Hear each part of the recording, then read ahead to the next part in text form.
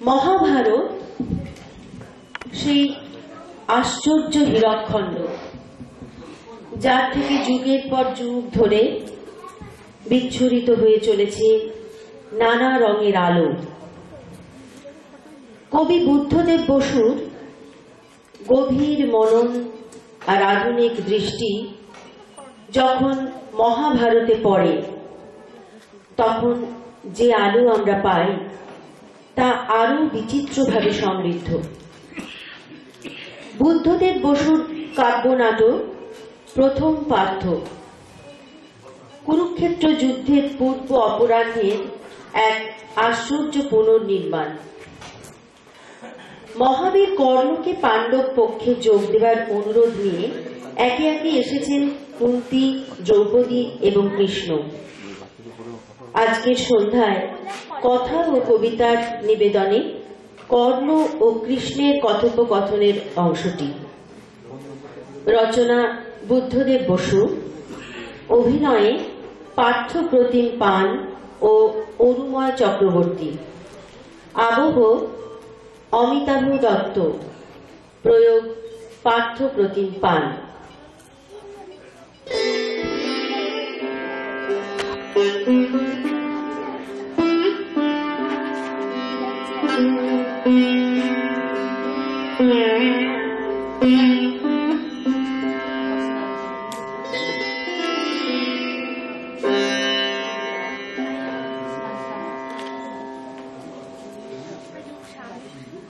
কৃষ্ণ,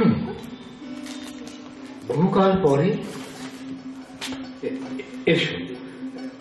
তোমাকে যেন ক্লান্ত দেখছি। তুমি বুদ্ধিমান মন্ত্রণা সভায় যোগ দাও, কিছু নেই মন্ত্রণার মতো ক্লান্তিকর। মত মতান্তর, বাদে প্রতিবাদ, ব্যর্থ বিচার, নিষ্ফল বিশ্লেষণ, খাদ্য ধর্ম, ক্ষমা ধর্ম, অর্থ, কাম, মোক্ষ, এক বিরাট বন্ধ গণ্ডগোণে অন্ধের পদচারণা।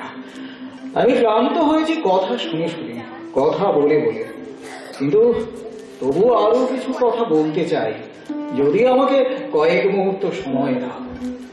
বলো। মৃদু, তীক্ষ্ণ, অপ্রিয়, প্রিয়, অপাণ্ডিত, ছিদ্রান্বিত, ছলনাময়, অম্ল, কটু, তিক্ত, মধু, প্রণয়যুক্ত বা উদ্দেশ্য প্রসূত, ভাবিগর্ভ বা অন্তঃসারহীন, তোমার যে কোনো বাক্য শুনতে আমি উৎসুক। আমার বক্তব্য আজ রিজু, হয়তো এতক্ষণে তোমার অজানাও নেই। তাহলে তারা তোমারই দুটি, কুন্তী আর পাঞ্চালী। তাহলে আমার পরামর্শ উপেক্ষা করে তারা তোমার কাছে এসেছিলেন। আমি বলেছিলাম, কর্ণকে আমি যতদূর জানি, কেউ কখনো পারবে না তার স্বীয় সংকল্প থেকে এক চুল টলাতে, এক তীর হেলাতে বা হার্দ্র বচনে ভোলাতে, বা ন্যায় আর অন্যায়ের অতি সূক্ষ্ম তর্কের মধ্যে তার চিত্তকে অবশ করে দিতে অকস্মাৎ। তাদের যাত্রা নিষ্ফল হবে বলেছিলাম, কিন্তু আমার পক্ষে নিষ্ফল হয়নি কৃষ্ণ। আমি দেখলাম তাদের, একজন আমার অদৃষ্টা, অপরিচিতা, আমার মা, আর অন্যজন আমার অস্পৃষ্টা, দূরচারিণী কান্তা। দুই নারী, আমি যাদের ভালোবাসতে পারতাম। কি বললেন তারা? কর্ণ, ফিরে এসো, ফিরে এসো তোমার মাতৃহৃদয়ের সিংহাসনে। কর্ণ, যুদ্ধ করো না, আমি তোমার বন্ধু হতে চাই। আর তুমি? উত্তরে, সূর্য ডুবে যান সন্ধ্যায়, প্রত্যুষে তিনি আবার নতুন। কিন্তু আমরা লুপ্ত সময়ে ফিরে যেতে পারি শুধু কল্পনায়, কখনো কোনো অপ্রস্তুত মুহূর্তে। আমারও ধারণা ছিল কুন্তীর আর দ্রৌপদীর বুদ্ধি আরো তীক্ষ্ণ। শিশু চায় মাকে, কিন্তু দীর্ঘাকার মহাবাহু কর্ণের কোন কাজে লাগবেন মাতা? তরুণীরা খোঁজে বান্ধবী, কিন্তু যৌবন জীবনের চেয়েও অনিত্য, এমনকি কর্ণের পক্ষেও, পাঞ্চালীর পক্ষেও। কিন্তু আমি ফিরে পেয়েছিলাম তারুণ্য, তাদের দেখে যেন বালক, নবযুবক, মাতৃস্নেহলিপ্সু, নারীর সঙ্গ কামনায় চঞ্চল। আমি তাদের কাছে কৃতজ্ঞ, তারা এসেছিলেন। তবু তোমার বিচার বুদ্ধি স্থির ছিল নিশ্চয়। কৃষ্ণ, আমার গরল পাত্র মধুর হয়ে উঠল আজ। আমি সতৃষ্ণ। বলো, যুদ্ধের লগ্ন কি স্থির? আগামীকাল সূর্যোদয়ে মহারম্ভ। আগামীকাল সূর্যোদয়, কিন্তু এখনো সূর্যাস্ত হয়নি। এখনো একটি রাত্রি আছে আমার, অন্ধকার, নক্ষত্রময়, উজ্জ্বল বিশাল এক রাত্রি। যদি কিছু ভাবতে চাই তা ভাবার জন্য, যদি দেখতে চাই কোনো অনুপস্থিত মুখশ্রী, শুনতে চাই মনে মনে কোনো কণ্ঠস্বর, বলতে চাই কিছু কথা, কোনো স্মৃতিকে, তার জন্য এখনো একটি রাত্রি পড়ে আছে। ক্ষত্রোচিত নয় যুদ্ধের পূর্বে রূপ স্মৃতি বিলাস। কৃষ্ণ, তুমি চেনো আমাকে, শুধু তোমাকেই বলতে পারি, যে অন্য কাউকে বলা যায় না। মাঝে মাঝে এক ভ্রান্তি নামে আমার মনে, এক সুস্বাদু সম্মোহন, পতঙ্গের গুঞ্জনের সঙ্গে মিশে, পল্লবের মর্মরের সঙ্গে মিশে। তখন মনে হয় আমিও পারতাম, হয়তো আমিও সুখী হতে পারতাম অন্য কোথাও, যুদ্ধ থেকে, রাজনীতি থেকে দূরে। আমারও মাঝে মাঝে ইচ্ছে করে যুদ্ধ ছেড়ে, রাজনীতি ছেড়ে রাখাল হয়ে বনে বনে বাঁশি বাজায়। শুনেছি পরজন্মে তাই আমার ভাগ্য লিখন। ভাবতে ভালো লাগে, বাঁশির সুর, অপরাধহীন সকাল থেকে সন্ধ্যা, দুপুরবেলায় বটের ছায়ার তন্দ্রা। কিন্তু আমি তা চাই না। আমি চাই না উদ্ভিদের মতো জীবন, আমার সার্থকতার চেষ্টায় সংগ্রাম। হলধর বলরামের সিদ্ধান্ত, তিনি থাকবেন উদাসীন। রণস্থল থেকে দূরে, কলস্বরা সরস্বতীর তীরে, তার স্থির কেন্দ্রে, তার শান্তির অন্তঃপুরে। ভাবতে ভালো লাগে, বৈরাগ্য, নির্জনতা, দ্বন্দ্বহীন ছন্দবদ্ধ দিন, অন্তরীণ দিনের পরে দিন। কিন্তু আমি জানি আমার পথ ভিন্ন, আমি অপ্রিয় দুঃসাধ্যের সাধক। আমিও বলি, বলরামের দৃষ্টান্ত অন্যদের অনুকরণযোগ্য নয়। তিনি নিষ্ক্রিয় রইলেন বলে কুরুক্ষেত্র কি প্লাবিত হবে না রক্তে? কখনো কোনো রাখালের বাঁশির সুরে কোনো অস্ত্রের গতিকে রুদ্ধ হয়েছে? যার নিবারণ সম্ভব হলো না, তাতে অংশগ্রহণই কর্তব্য। কর্ণ, আমি তোমাকে শ্রদ্ধা জানাই, কেননা সব বুঝেও, সব সত্ত্বেও, কুন্তীর আবেদন, পাঞ্চালীর প্ররোচনা সত্ত্বেও তোমার চরিত্র থেকে স্খলিত হওনি। তুমি আছো তোমার নিজত্ব নিয়ে অবিকল। তবু একটি প্রশ্ন আমার, এই আসন্ন যুদ্ধের অর্থ কি তুমি ভেবে দেখেছ? এই যুদ্ধ আমার বহুকালের প্রতীক্ষিত, প্রত্যাশিত। সে অর্থ দেবে আমাকে, আমার অস্তিত্বকে, আর বিনিময়ে নেবে আমার চরম চেষ্টা, অন্তিম উদ্যম, আমার সব অব্যবহৃত আবেগ। আমি তাই স্বাগত জানাই রক্তবর্ণ, ক্ষমাহীন, মুক্তিদাতা এই দেবতাকে। তোমার উক্তিতে আমি শুনতে পেলাম সত্যজাত ক্ষত্রিয়ের কণ্ঠস্বর, কিন্তু আমার মনে অন্য এক চিন্তা। মনে হচ্ছে তুমি উৎসাহিত নও যুদ্ধে, উৎসাহিত নও পাপীরা শাস্তি পাবে বলে, ধর্মের জয় হবে বলে। যে দেখো কর্ণ, দৃষ্টিপাত করো চারিদিকে। মঙ্গল মাস অগ্রহায়ণ, শীত নেই, গ্রীষ্ম নেই, ঋতু প্রসন্ন, সুখস্পর্শ বায়ু, শস্যপূর্ণ বসুন্ধরা, সোনালী ধানে সোনালী রোদ বিশ্রান্ত, বৃক্ষ ফলবান, জল সারু, পশুরা পরিপুষ্ট, ঘরে ঘরে নবান্ন ভোজের আয়োজন। কিন্তু অগ্নিবাণে দগ্ধ হবে শস্য, ভস্মীভূত হবে গ্রাম, সর্পবাণে বিষাক্ত হবে বায়ু, বারুণাস্ত্রে আবির হবে জল, ব্রহ্মাস্ত্রে গর্ভে শিশু নিহত হবে। এই কি তুমি চাও করো? আমার অভিপ্রেত কিছু নেই, শুধু কর্তব্য আছে। যুদ্ধ দুই পক্ষে, তার আর্থিক সর্বজনীন, কিন্তু এক পক্ষ অত্যন্ত বেশি প্রবল হলে তা দীর্ঘায়িত হতে পারে না। সবচেয়ে ভীষণ সেই যুদ্ধ যেখানে দুপক্ষেরই শক্তি প্রায় সমান, যেমন পাণ্ডবেরা আর কর্ণ সমেত কৌরব। অর্থাৎ আমাকে পাণ্ডব পক্ষে যোগ দিতে হবে। কুটিল, কপট, চতুর কৃষ্ণ, তুমিও এই উদ্দেশ্য নিয়ে এসেছো। আমার উদ্দেশ্য মানুষের কল্যাণ, কর্ণ, তুমি কি দেখছো না কুরুবংশের এই গৃহ বিবাদ আজ বিস্তীর্ণ হল পৃথিবীতে? চীন যেমন বাল্টিক রাজ্যের সীমান্ত পর্যন্ত, সব নদী যেমন সমুদ্রে মিশে, তেমনি সর্বদেশের সৈন্যদল মিলিত হলো এই ব্রহ্মাবর্তে কুরুক্ষেত্রে। তারপর হয়তো মদ্র দেশে হাহাকার, মৎস্য দেশে দুর্ভিক্ষ, সুবুতুর কম্বোজপুরে রাষ্ট্র বিপ্লব, চেরি রাজ্য যুবকহীন, সিন্ধু রাজ্যে সধবা নেই, ভারতবর্ষ বিধ্বস্ত। এই কি তুমি চাও কর্ণ? তুমি দয়াবান, লোকেরা যাকে দাতা বলে জানে। আমি চাই বা না চাই কি এসে যায়, এই ধ্বংসের জন্য দায়িত্ব কি আমার? আমি কি কোনো মিত্র বুঝেছি সংগ্রহ করেছে সৈন্য সামন্ত? আমি কি তোমার প্রার্থী হয়ে দ্বারকায় গিয়েছিলাম? মন্ত্রণা সভায় আমি ছিলাম না, আমি কোনো সিদ্ধান্ত নিইনি, বা যদি নিয়ে থাকি একান্ত ভাবে আমারই জন্য, অন্য কারো সঙ্গে তার সম্পর্ক নেই। আছে কর্ণ, অনেকের ভাগ্য জড়িত আজ তোমার সঙ্গে। কেননা পাণ্ডব পক্ষে তুমি যুক্ত হলে পরোক্ষপাতে মীমাংসা হবে যুদ্ধে, আর দুর্যোধন জয় অসম্ভব বুঝে নিজেই চাইবে শান্তি।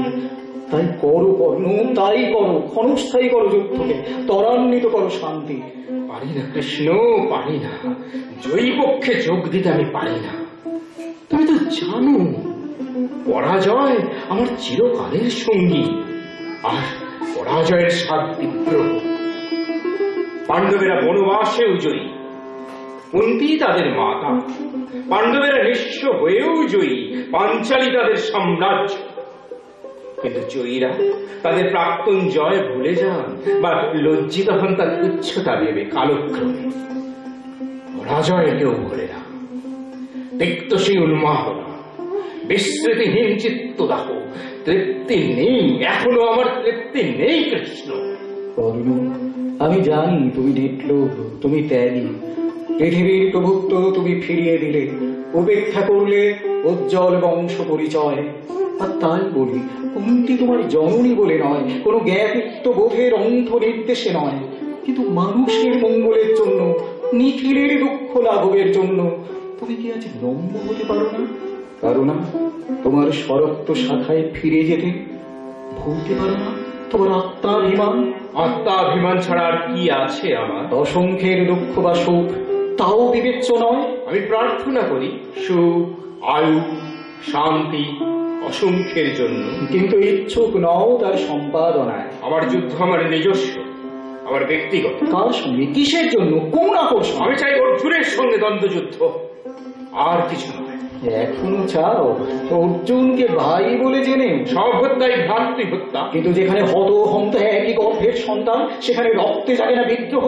বিদ্রোহ না উল্লাস কেউ জানে না কৃষ্ণ, আমি ছাড়া কেউ জানে না কাকে বলে রক্তের টান। সুদূর সম্বন্ধ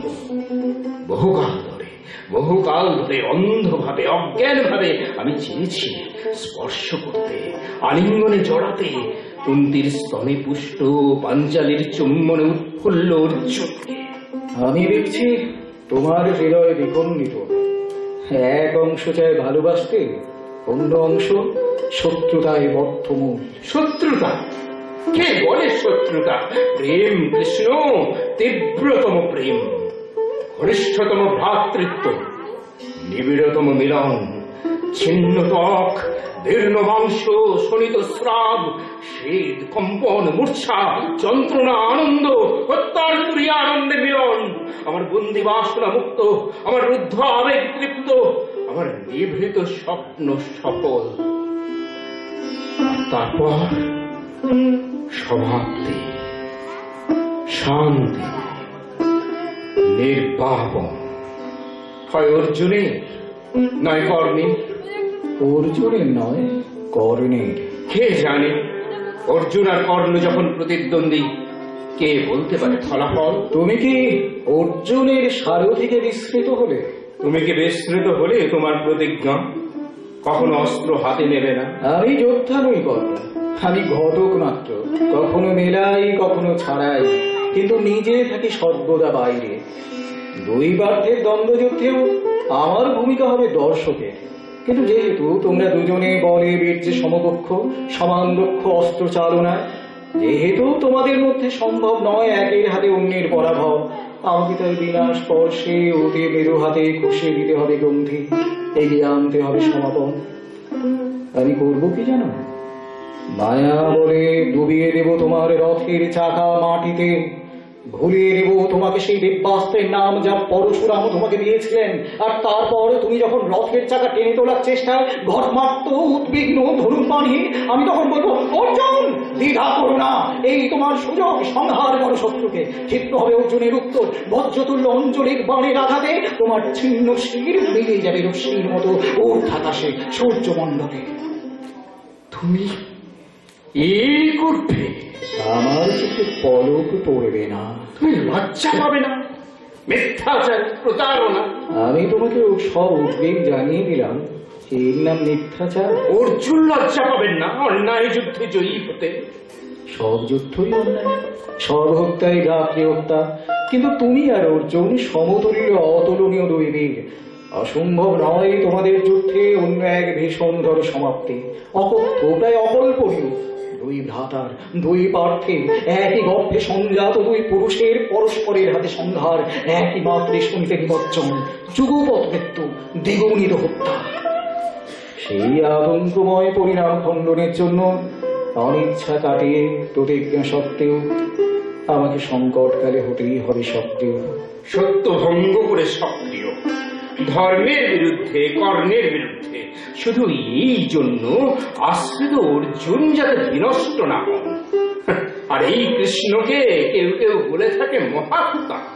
ধৈর্যহীন বিচার করো না বন্ধু, আমার কথা শেষ পর্যন্ত শোনো। অর্জুন আমার আশ্রিত হতে পারেন, কিন্তু তুমি আজ নির্বাচিত। আমি রচনা করেছি তোমার জন্য এক উপহার, তোমারই মতো বীরের যা যোগ্য, আর যার যোগ্য তুমি ছাড়া অন্য কেউ নেই। শ্রেষ্ঠ কীর্তি, সর্বশেষ সাফল্য, এক অন্তিম অন্তহীন অভিনন্দন, এক মৃত্যু যাতে আহত হবে সর্বযুগ, এক অমরতা দিনে দিনে উজ্জ্বলতর। তুমি যদি গ্রহণ করতে না চাও তবে বলো, কর্ণ, তুমি কি ভেবে দেখবে আর একবার? আমি বহুদূর এগিয়ে এসেছি কৃষ্ণ, আর ফিরতে পারি না। কেউ ফিরতে পারে না অর্জুন, তুমি অন্য সব যোদ্ধারা কেউ না, সকলই বাধ্য, আমিও তাই। সূর্যাস্তের বিলম্ব নেই, বিদায়ের সময় হল কর্ণ। কৃষ্ণ, আমার ক্ষণিক আত্মবিস্মৃতি ক্ষমা করো। জানি, আমিও জানি, সব এক অলঙ্ঘ সূত্রে গাথা হয়ে আছে। আছে এক অদৃশ্য অক্ষয় মহাবট, যার ডালে ডালে পক্ষ হয়ে ফলে ওঠে অসংখ্য সম্ভাবনার মধ্যে একটি মাত্র ঘটনা, অসংখ্য কার্যকারণে একটি মাত্র পরিণাম, অসংখ্য জিজ্ঞাসার পরে একটি মাত্র উত্তর। সেই মহাবৃক্ষের কোনো একটি শাখা এবার দুলবে, রক্তিম একটি ফলের মতো আমার মৃত্যু। কৃষ্ণ, আমাকে একটি প্রিয় কথা শোনালে তুমি। সম্ভব নয় অর্জুনের হাতে আমার পরাভব, আর সেই সঙ্গে এক আশাতীত সম্মান দিলে আমাকে। আমার জন্য তুমিও হবে কুচক্রী, নেপথ্য ছেড়ে নেমে আসবে মঞ্চে, হবে আমার প্রতিদ্বন্দ্বী তুমি অর্জুনের প্রচ্ছদে। আমার জীবনের তুঙ্গতম মুহূর্ত, আমার সব বাসনার তৃপ্তি, আমার সব স্বপ্নের সফলতা তা আমাকে উপহার দেবে অর্জুন নয় তুমি। তুমি কৃষ্ণ, যাকে কেউ কেউ বলে নরশ্রেষ্ঠ, বিশ্বম্ভর। আমি সম্মত, আমি আনন্দিত, আমার পরাজয়ে আমি ধন্য। এই যুদ্ধে সকলেই পরাজিত হবে কর্ণ, জয়ী বিজিত হত উদ্বৃত্ত সকলেই। মহাজ্ঞানী, আমার শেষ নমস্কার তোমারই জন্য। এসো, আলিঙ্গন দাও। আবার রণস্থলে দেখা হবে, তারপর হয়তো পরজন্ম। না, যদি কখনো কোনো সুকৃতি আমি করে থাকি, যদি কখনো ভেবে থাকো আমি তোমার স্নেহের যোগ্য, তবে আশীর্বাদ করো, আর যেন ফিরে না আসি। এই একবার, এই আমার যথেষ্ট। তুমি থাকবে বিশ্ব মানবের স্মরণে চিরকাল এক ভাস্বর, মহান পরাজিত বীর।